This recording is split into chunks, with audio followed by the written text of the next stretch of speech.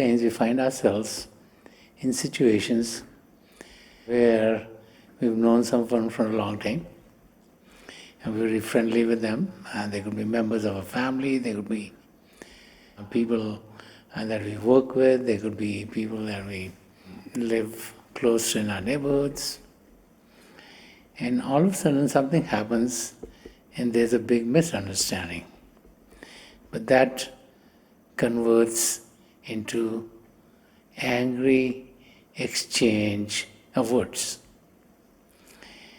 And then we find that it starts to bother us, because the freedom with which we would speak, the clarity with which we would meet goes away, and all of a sudden one realizes that there's a barrier in the relationship. But then that starts to keep us from being able to sit still, because every time we want to be still, the thoughts of that situation always keep on coming back again and again and again. And there's an interesting anecdote about a woman, and she went to a doctor, and she said, "Doctor, I used to be able to sit still. I used to be able to find peace and calm, but my peace and calm, it seems, in the last 6 months has gone away." So the doctor asked her, "Did something happen in your life 6 months ago?" And she said, "I don't think so." And then she said, "Think maybe harder, maybe something did happen which maybe caused this disturbance to come in your being." And she's thinking and thinking. And then she realizes that she had a confrontation with someone at work. She said there was someone at work who was talking of me behind my back and talking badly about me. And she said she was a very good friend of mine. For many, many years we worked together. And then I found out that she was talking bad about me, so I confronted her. And when I confronted her, our talk became full of anger from both sides, because I did not expect her to say bad things about me. And when I confronted her, they started lying, and one thing led to another, to another, to another, to another.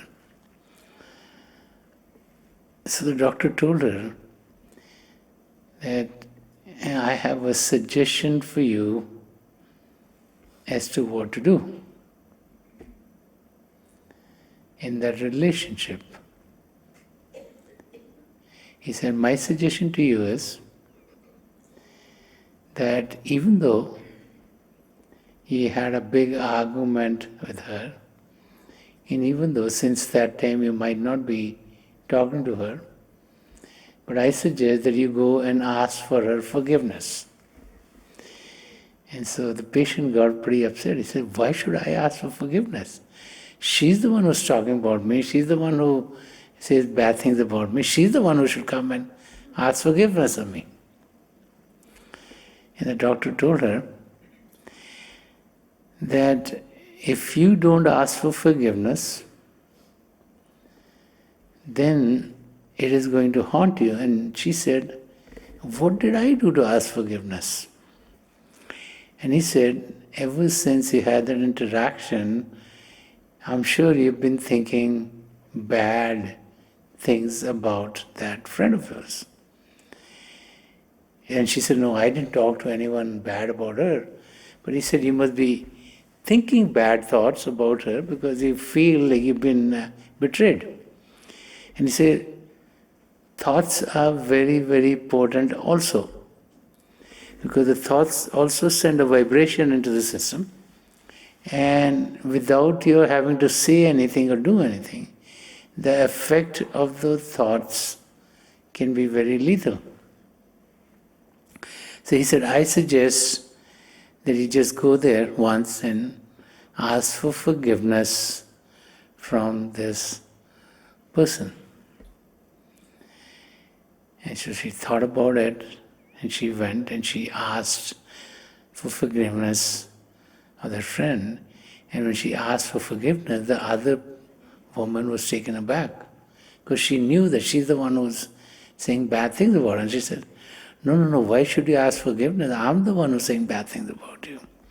And pretty soon, they were hugging each other and they had made up. So the key is to be able to get to a state where the source of our difficulty is wiped out. To get to a state where we are not letting those actions which are happening in our life to make us upset, to get to a state where we can deal in a manner in which there's forgiveness and there's love, rather than there be anger or hatred or jealousy in our relationships.